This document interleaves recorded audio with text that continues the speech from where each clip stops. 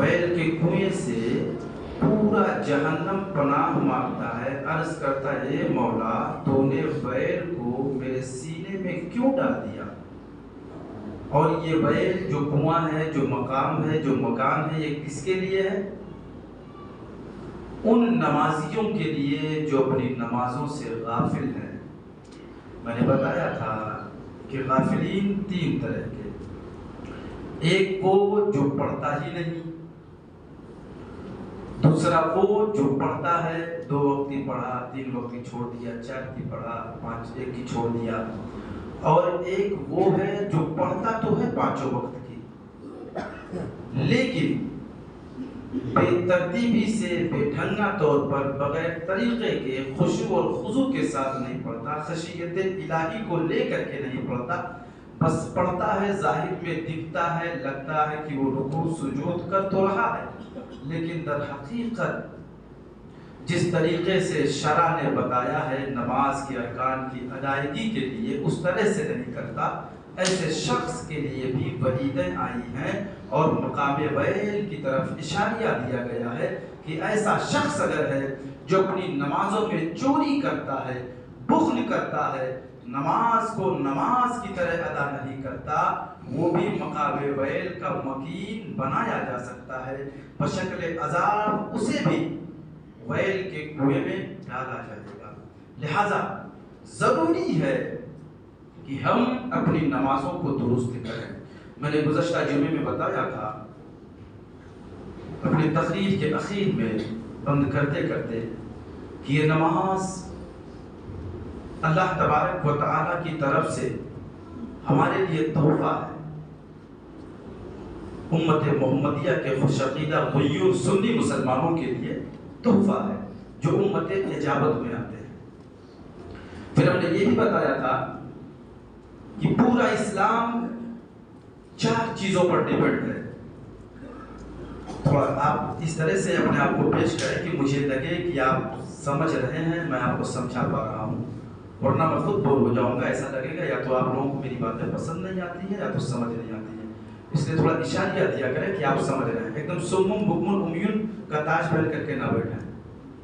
میں نے بتایا تھا کہ اسلام 5 چیزوں پر ڈیپینڈ ہے۔ نمبر 1 کلمہ جسے توحید کہتے ہیں، نمبر 2 نماز، نمبر 3 روزہ، نمبر 4 حج، نمبر 5 زکوٰۃ۔ یہ 5 چیزیں ہیں جس پر اسلام کمپلیٹ ڈیپینڈ ہے، اور ان 5 چیزوں کو جو مکمل کما حقہ اپنی زندگی میں جو شخص شامل کرتا ہے، صحیح معنوں میں وہی کامل و اکمل مسلمان ہے، وہی کامل و اکمل مسلمان ہے۔ اب کوئی شخص ایسا ہے، یہ بھی میں نے کہا تھا، اشارے میں کہہ کر کے میں گزر گیا تھا، کوئی شخص ایسا ہے جو نماز تو پڑھتا ہے لیکن صاحب نصاب ہے، زکوٰۃ نہیں دیتا، صاحب استطاعت ہے لیکن حج نہیں کرتا، یہ ساری چیزیں ہیں۔ اب ان ساری چیزوں کو لے کر کے اگر وہ چل رہا ہے کہ ایک پکڑتا ہے 4 چھوڑتا ہے، 4 پکڑتا ہے 1 چھوڑتا ہے، تو اللہ کے رسول صلی اللہ علیہ وسلم کی حدیث پاک ہے کہ گویا کہ پھر اس نے کچھ بھی ادا نہیں کیا، گویا کہ اس نے پھر کچھ بھی ادا نہیں کیا، بالکل یہ 5 کے 5 ایک دوسرے سے ملے ہوئے ہیں، مربوط ہیں، منسوب ہیں، ان 5 کا بڑا اٹوٹ رشتہ ہے۔ اگر تم چاہتے ہو کہ تم کامل و اکمل مسلمان بنو تو 5 کو لے کر کے چلو۔ لیکن آج کیا ہے، آج ہماری سوچ ہے، ہماری تھنکنگ ہے کہ شاید ہم پیسہ دے کر کے دین بھی خرید لیں گے۔ جو ماڈرن کلچر ہے، ڈیجیٹل اسلام جو ہم نے بنا دیا اپنے طبیعت کے مطابق، اس کو دیکھتے ہوئے ہم سمجھتے ہیں کہ ہم اس چیز کو اپنے مرضی کے مطابق پیسے سے لے آئیں گے، لیکن ایسا نہیں ہے۔ آپ نماز کی اہمیت اور افادیت سمجھیے کہ اللہ رب العالمین نے نماز کو، یہی ایک ایسا رکن ہے اسلام کا جس کے فرض اور بشکل انعام و تحفہ اللہ تبارک و تعالیٰ نے اگر بندوں کو عطا فرمایا تو دنیا میں عطا نہیں فرمایا، بلکہ اپنے محبوب کو اپنے قرب خاص میں بلایا، معراج میں بلایا، معراج میں بلانے کے بعد فرمایا محبوب تم محبوب ہو، لہذا تم سے جڑی تمہاری امت بھی میرے لیے محبوب ہے، اس لیے میں چاہتا ہوں محبوب تمہیں تو تحفتاً میں نے اپنا دیدار دے دیا، اپنی زیارت دے دی، لیکن اب ضروری ہے کہ مصطفیٰ کو اگر دیدار خدا مل گیا ہے تو مصطفیٰ کی امت کو بھی کچھ ملنا چاہیے۔ مصطفیٰ کی امت کو کیا دیا جائے؟ مصطفیٰ کی امت کو تحفتاً نماز دے دیا جائے۔ تو مصطفیٰ کی امت کو رب کعبہ نے تحفتاً نماز عطا فرمایا، اور نماز جب عطا فرمایا تو آپ نے یہ بھی سنا تھا 50 وقت کی نماز دیا تھا۔ آتے جناب موسیٰ کی رہی ملاقات بیچ میں، انہوں نے سرکار کو اپنا ایکسپیرینس بتایا، اپنا تجربہ بتایا کہ امتوں کا حال میں جانتا ہوں، لہذا آپ کم کروائیں۔ آپ نے کم کروایا، 45 کم ہوئی، بچی 5۔ پھر اللہ کے رسول صلی اللہ علیہ وسلم مایوس ہوئی، آواز آئی مصطفیٰ تمہیں مایوس ہونے کی ضرورت نہیں ہے، ایک کا بدلہ میں 10 عطا فرماؤں گا۔ سبحان اللہ، ایک کا بدلہ میں 10 عطا فرماؤں گا۔ تمہاری امت کا کوئی شخص اگر ایک وقت کی نماز پڑھے گا تو اسے 10 وقت کی نماز کا ثواب عطا کروں گا۔ 5 وقت کی اگر پڑھتا ہے تو گویا کہ اسے 50 وقت کا ثواب اللہ تبارک و تعالیٰ عطا فرماتا ہے۔ یہ تو نماز کا دورانیہ ہے جو آپ کو بتا رہا ہوں۔ اب نماز کی فضیلت کیا ہے یہ بھی آپ جان لیجئے۔ 5 رکن جو نماز کے ہیں، کلمہ، نماز، روزہ، حج، زکات۔ آپ نے کلمہ پڑھا، داخل اسلام ہوئی، اور فوراً آپ پر نماز فرض ہوئی، آپ نماز پڑھنا شروع کر دیے۔ اللہ تبارک و تعالیٰ نمازیوں پر کتنا کرم فرماتا ہے۔ فرض کرو کہ کوئی بندہ اپنے گھر سے نکلا نماز کے لیے، ہم چل رہے ہیں نماز پڑھنے، یہ ابھی نماز میں بات نہیں ہو رہی ہے، نماز کے باہر کی یہ بات ہو رہی ہے کہ اللہ تعالیٰ کتنا مہربان ہے امت محمدیہ پر، ہم گنہگاروں پر۔ کوئی بندہ نماز کے لیے مسجد کے لیے گھر سے نکلا، اللہ کے رسول ارشاد فرماتے ہیں کہ جتنے قدم وہ چلتا ہے ہر قدم پر اللہ تبارک و تعالیٰ اسے نیکیاں عطا فرماتا ہے۔ ہر قدم کے بدلے میں، ہر قدم کے بدلے میں پاک پروردگار عالم اسے نیکیاں عطا فرماتا ہے۔ یہیں پر بس نہیں، مسجد اچھا یہ بھی حکم دیا گیا کہ پیدل چلتا ہے تو بے پناہ، بے شمار، بے انتہا ثواب کماتا ہے وہ شخص جو پیدل نماز کے لیے مسجد کو آتا ہے۔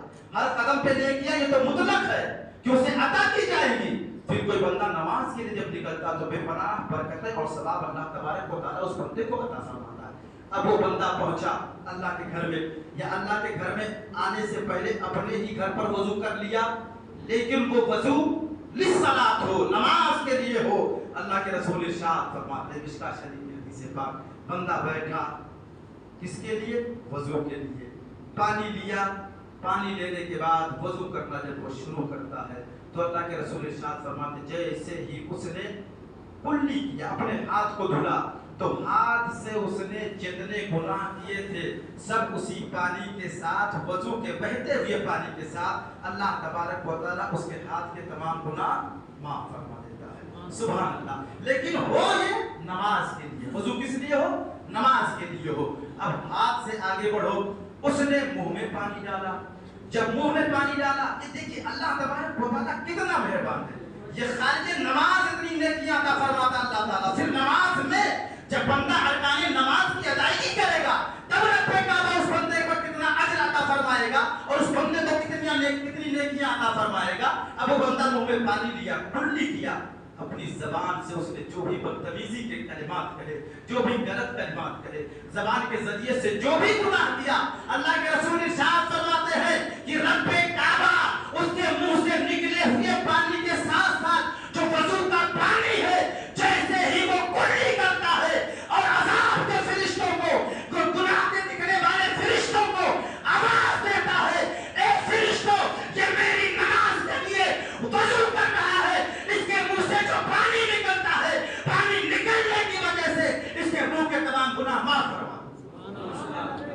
یہ خارج نماز کا ثواب ہے، یہ نماز کے دورانیہ کا ثواب ہے۔ ابھی نماز کے اندر کا جو معاملہ ہے آپ سوچ نہیں سکتے کہ اللہ تبارک و تعالیٰ کتنا عطا فرمائے گا۔ اب بندہ چہرے پر پانی ڈالتا ہے، چہرے پر پانی ڈالا، چہرے میں ایک چیز ایسی ہے کہ جو اچھائی یا برائی کی طرف لے جانے کا سب سے پہلا آلہ اور ہتھیار ہے، جسے ہم اور آپ آنکھ کہتے ہیں، جسے ہم اور آپ آنکھ کہتے ہیں۔ زنا کی طرف جانا ہے، آنکھ سے دیکھیں گے انتخاب دل کرے گا، चोरी करना है, माल देखेंगे, आंख से इंतखाब दिल करेगा। यानी आंख की बहुत बड़ी भूमिका है। अल्लाह के रसूल इरशाद फरमाते हैं, जब बंदा नमाज के लिए, अल्लाह के लिए, अल्लाह की रज़ा के लिए वज़ू करता है, जब चेहरे पर पानी डालता है तो अल्लाह तबारक व तआला उसकी आंख से किए गए तमाम गुनाहों को माफ फरमा देता है। सुभान अल्लाह। उसकी आंख से किए गए तमाम गुनाहों को माफ फरमा देता है। ये नमाज का दौरानिया खारिज नमाज की नेकियां है।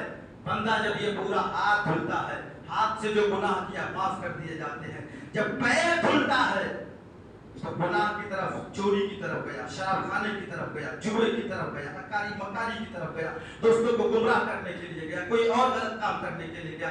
गोया कि पैर के जरिए से उसने जितने भी गलत काम किए, अल्लाह के रसूल इरशाद फरमाते हैं कि उस पैर का पानी जैसे जैसे बहता है, अल्लाह तबारक व तआला उस बंदे के पैर से किए हुए गुनाहों को माफ फरमा देता है। सुभान अल्लाह।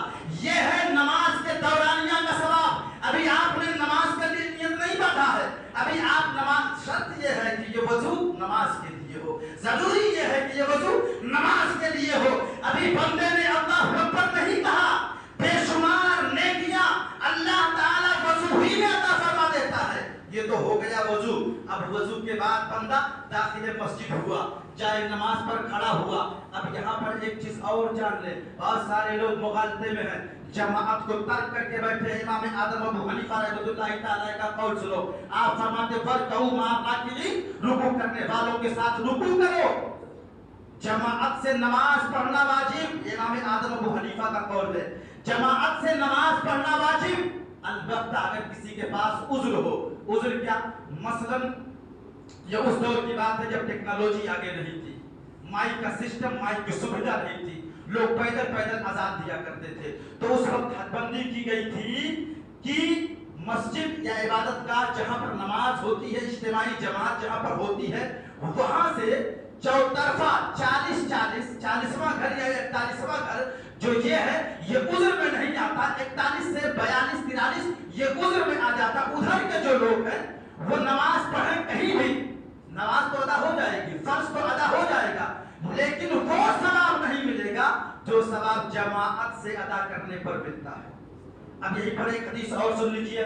अल्लाह के रसूल इरशाद फरमाते हैं, इख्तियार होने के बावजूद, पहुंच के बावजूद, अगर जानबूझ करके कोई शख्स जमाअत को तर्क करता है, तो दुनिया में अगर ज़ाहिर व बाहिर किसी मुनाफिक को देखना हो तो ऐसे शख्स को देख लो, तो ऐसे शख्स को देख लो जो जानबूझ करके नमाज जमाअत के साथ तर्क करता हो। एक मसला और यहीं पर वाज़ेह कर दे, मुतअय्यना इमाम अगर उससे आपकी जाती रंजिश है, जाती रंजिश याद रखिएगा, जाती रंजिश, पर्सनली कोई मामला, कोई मैटर है और वो इस्लाम के लिए नहीं है, तो अगरचे तुम उसे दुश्मन समझते हो, फिर भी तुम्हारी नमाज उसके पीछे हो जाएगी। फिर भी तुम, ये एडवांस में बता दिया ये मसला, फिर भी तुम्हारी नमाज उसके पीछे हो जाएगी। ज्यादा बुगराती करने की जरूरत नहीं है, क्योंकि तुम्हें नमाज किसी इमाम के लिए नहीं बल्कि रब्बे वाला शरीक के लिए पढ़ना है। किसके लिए पढ़ना है?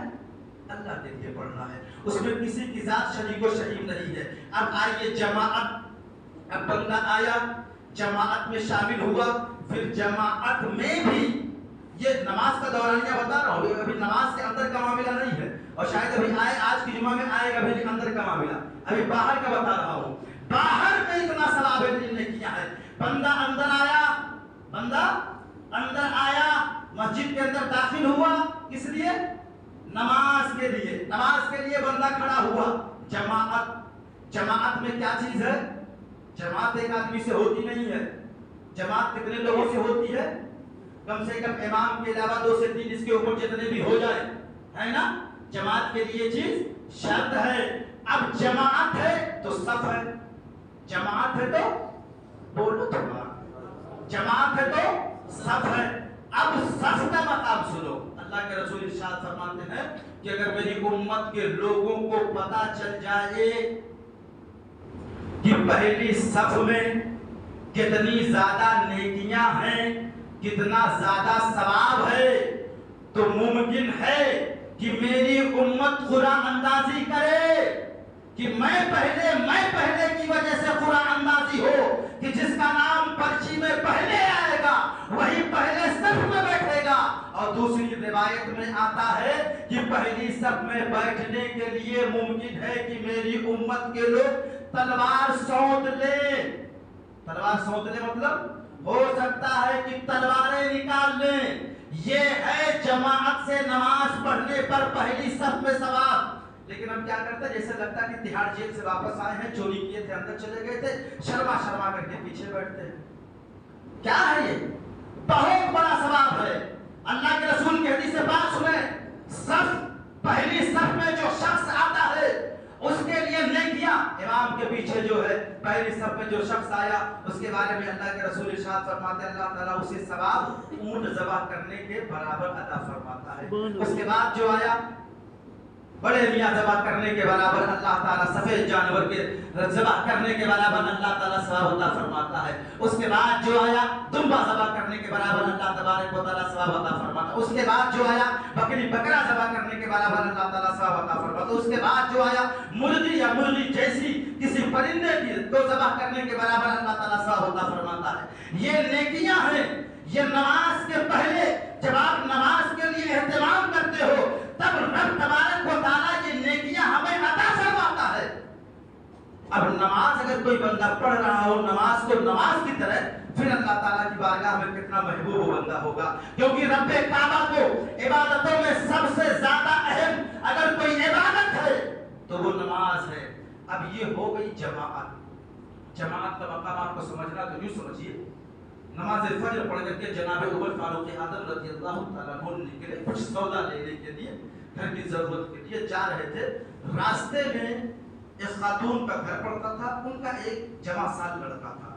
جب پہنچے تو وہ اماں کو دیکھا آپ نے، تو حضرت عمر فاروق اعظم کی یہ خصوصیت تھی کہ حضرت عمر فاروق اعظم جب کسی گورنر کو یا اپنی طرف سے کسی شخص کو حکومت کے کام کے لیے کارندہ بنا کر کے منتخب فرماتے تھے تو آپ سخت تاکید کرتے تھے کہ نمازوں کی پابندی کرنا وہ بھی باجماعت، اور باجماعت ادا کرنے کے ساتھ ساتھ اس چیز کا خیال رکھنا کہ کس وقت میں کون نہیں آیا۔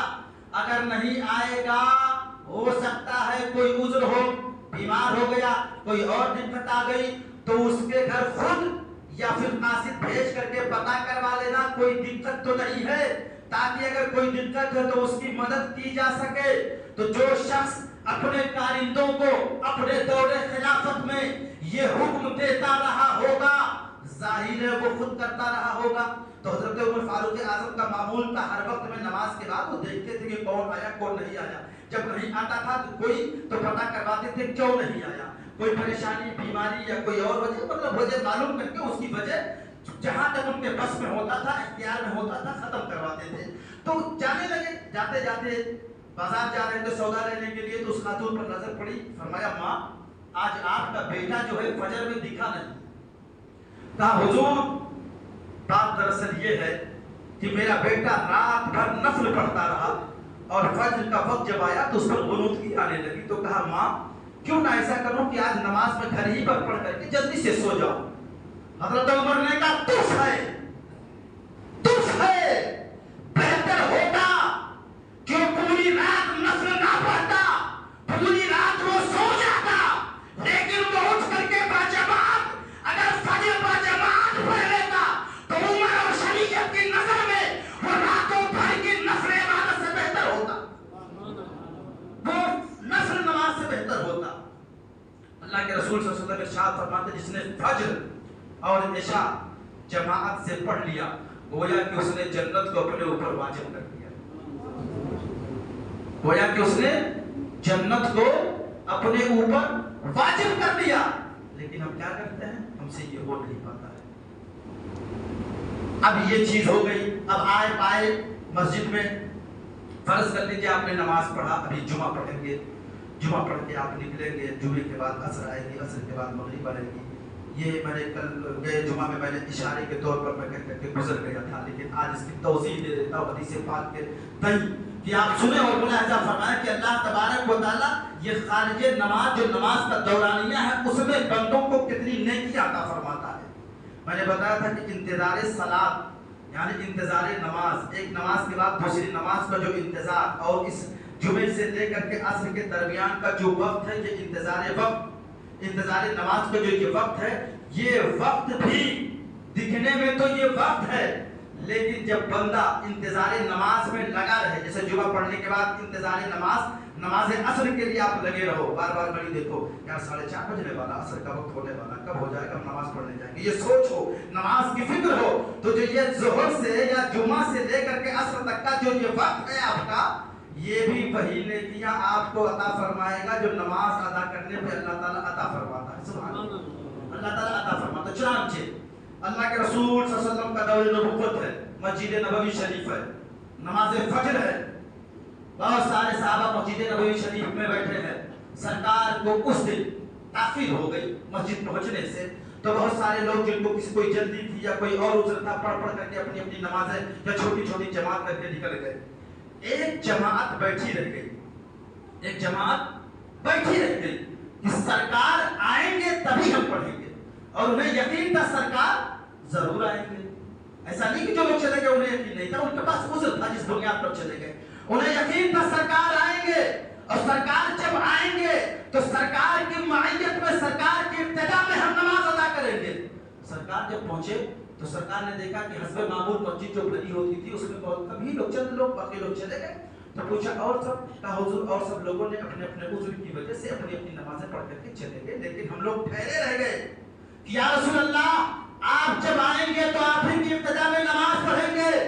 تو وہیں پر اللہ کے رسول صلی اللہ علیہ وسلم نے ارشاد فرمایا تھا، اسی موقع پر ارشاد فرمایا تھا، مشکوٰۃ شریف میں حدیث پاک آتی ہے، اسی کے موقع پہ اللہ کے رسول جب خوش ہو گئے اپنے دیوانوں کی دیوانگی کو دیکھ کر کے، تو سرکار نے فرمایا اے میرے غلاموں، یہ جو تم نے میرا انتظار کیا ہے اس کی برکت یہ ہے کہ رب کعبہ کی بارگاہ میں میں دعا کرتا ہوں، اے مولا اس میرے انتظار کو تو انتظار صلاۃ بنا دے، اور اس انتظار صلاۃ کو جو نیکیاں تو نماز پڑھنے والوں کو نماز پڑھنے کی وجہ سے دیتا ہے، وہی نیکیاں تو انتظار صلاۃ کرنے والے کو عطا فرما، اور اللہ تبارک و تعالیٰ نے قبول فرمایا. اچھا، دوسری روایت میں یہ آتا ہے کہ جو شخص، آج حالت کیا ہے، مان لو 1:30 بجے ظہر کی جماعت ہے، اگر مولانا صاحب یا امام صاحب 1:29 میں مسجد میں نہ آئے، ادھر ادھر دیکھنا، جھانکنا، تاکنا شروع، اگر 1:30 ہو گیا نہیں آئے، دنیا کی بات ہے، 2 منٹ لیٹ ہو گئے نہیں آئے، دنیا کا فطور، دنیا کی باتیں، دنیا کی قسمیں، نہ جانے کیا کیا دنیا کی ایک سے ایک باتیں لایا، نہ جانے کیا کیا کہتے ہیں. اب یہاں پر حدیث پاک سنو، اللہ کے رسول ارشاد فرماتے ہیں کہ اپنے امام کا انتظار باجماعت نماز ادا کرنے کے لیے جو شخص امام کا انتظار کرتا ہے، 70,000 فرشتے اس کے لیے دعائیں مغفرت کرتے ہیں. سبحان اللہ. تم پوری زندگی پیسہ کماؤ، قانونی دولت تمہارے پاس ہو جائے، نمرودی تیور تمہارے پاس ہو جائے، فرعونی مزاج تمہارے پاس ہو جائے، پوری دنیا کے تم بادشاہ بن جاؤ، لیکن قسم خدا کی جب جاؤ گے تو خالی ہاتھ جاؤ گے، کچھ لے کر کے جانے والے نہیں ہو. تم نعرہ لگاؤ، میری ہے کیا تیری ہے، یہ فیکٹری میری ہے، میری ہے کیا یہ لبے روڈ زمین میری ہے، لگاؤ نعرہ، یہ بنگلہ میرا ہے، لگاؤ نعرہ، یہ پراپرٹی میری ہے، لگاؤ نعرہ. کب تک، کب تک، کب تک لگاؤ گے؟ 50 سال، 60 سال، نہ جانے کتنے میری میری میری میری ہماری ہماری کرتے کرتے چلے گئے. زمین وہی رہ گئی، پراپرٹی وہی رہ گئی، ساری چیزیں دھری کی دھری رہ گئی، لیکن نعرہ لگانے والے دنیا سے چلے گئے. عزیزان ملت اسلامیہ، المختصر کہنے کا مطلب یہ ہے کہ اسلام کو پڑھو، کتابوں میں گھسو، کتابوں کو پڑھو، نماز کی باریکیوں کو جانو، مسئلوں کو جانو، دین کو سمجھو. آپ اگر دین کو سمجھ لیں گے تو یاد رکھیے گا، محنت نہیں کرنی ہے، پیسہ نہیں دینا ہے، پیسہ نہیں لگانا ہے، صرف آپ ایسے نارمل بنے رہو گے، اللہ تعالیٰ نیکیاں عطا فرماتا رہے گا. اب نماز کے لیے اگر آپ کو انتظار کرنا ہے، جیسے فرض کر لو انتظار کرنا تو کوئی پیسہ لگتا ہے؟ آپ یہاں سے جاؤ جمعہ پڑھ کر کے عصر کا انتظار کرو، کوئی پیسہ لگے گا؟ کوئی طاقت لگے گی؟ جسم کی طاقت یا دماغ کی طاقت لگے گی؟ نہیں لگے گی. کسی کی سفارش کرنی ہے؟ نہیں، کیونکہ وقت رکتا نہیں ہے کسی کی، نہ تو سفارش کرنے سے، نہ دباؤ ڈالنے سے، نہ پریشر ڈالنے سے. اب آپ کو کچھ نہیں کرنا، صرف کیا ایک مزاج بنا لینا ہے، ہم کو عصر پڑھنا ہے، ہم کو عصر پڑھ. مزاج بنا لو. جو ثواب تم نماز پڑھ کر کے پاؤ گے وہی ثواب انتظار نماز کر کے آپ پاؤ گے. لہذا مسلمانوں، نماز اللہ تعالیٰ کی سب سے اہم عبادت ہے، اس کو ادا کرنے کی کوشش کرو. وقت بول کر کے نہیں آتا. جناب اسرائیل کس کے لیے موت کا پروانہ لے آئے کوئی پتہ نہیں ہے. ہر جمعہ اپنی زندگی کا آخری جمعہ سمجھ کر کے آپ ادا کریں. ہر جمعہ یہ تصور کر لے کہ گمان میں لے آئے، ممکن ہے آنے والا جمعہ ہمیں ملے نہ ملے. ہمارے بہت سارے کمپنی میں کام کرنے والے مزدور نہیں بھی آتے ہیں. میں آپ کا 1-2 منٹ وقت اگر زیادہ لے لوں گا تو میں معافی چاہتا ہوں. میرے بھائیوں، ہفتے میں ایک دن آپ کو توفیق ہوتی ہے، اس ایک دن کو، اس 2 دن لے کر کے آؤ. قسم خدا کی کہ یہی ایک دن جمعہ کا اگر تم پاتے ہو تو ایسا دل رب کے سامنے پیش کر دو کہ اس دل میں صرف اللہ و رسول کی محبت لے کر کے بیٹھو. نماز جب ادا کرو تو چند آنسو کے قطرے گرا دو اور عرض کرو، اے مولا یہ ہماری بے وجہ ہوتی ہے، یہ ہماری کمزور، ہماری ستم سرسی ہے. اے مولا ہمیں تو اتنا وقت کام نہیں کہ ہم 5 وقتہ نماز پڑھ سکیں. اے مولا یہ جمعہ آئے ہیں، کم سے کم اسے تو قبول فرما لے، ہمارے لیے بخشش کا ذریعہ بنا دے. شاید میں نے کسی جمعہ میں کہا تھا کہ رب کے حضور سجدے نہیں گنے جاتے، رب کے حضور رکعتیں نہیں گنی جاتی ہے، رب کے حضور ایام السال کی عبادتیں نہیں گنی جاتی ہے. رب کے حضور دلوں کا خلوص دیکھا جاتا ہے. رب کعبہ کی بارگاہ میں جب خلوص دل سے تم جھک جاؤ گے تو وہ قبول کرنے والا ہے، بخشش کرنے والا ہے، وہ نجات کرنے والا ہے، وہ معاف کرنے والا ہے، جہنم دینے کے بجائے جنت عطا کرنے والا ہے. مسلمانوں، لہذا میں گزارش کروں گا خاص کر کے وہ حضرات سے جو جمعے کے دن آتے ہیں اور سوچتے ہیں کہ 2 رکعت ہم نے پڑھ لیا. نہیں میرے بھائی، یہ سوچ دے کر کے رہو آئندہ جمعہ ملے نہ ملے، اللہ نے اگر توفیق دی ہے تو پوری 14 رکعت پڑھ کر کے جاؤ. 12 رکعت جو ظہر کی ہوتی ہے وہ 2 رکعت جمعہ کی، لیکن جمعہ شامل ہو جانے کی وجہ سے کچھ چیزیں بدل جاتی ہیں. یعنی جو ظہر کی فرض ہے وہ سنت موقعہ ہو جاتی ہے، بقیہ سب سیب ہوتی ہے. لہذا آپ 14 رکعت مکمل پڑھ کر کے جائیں.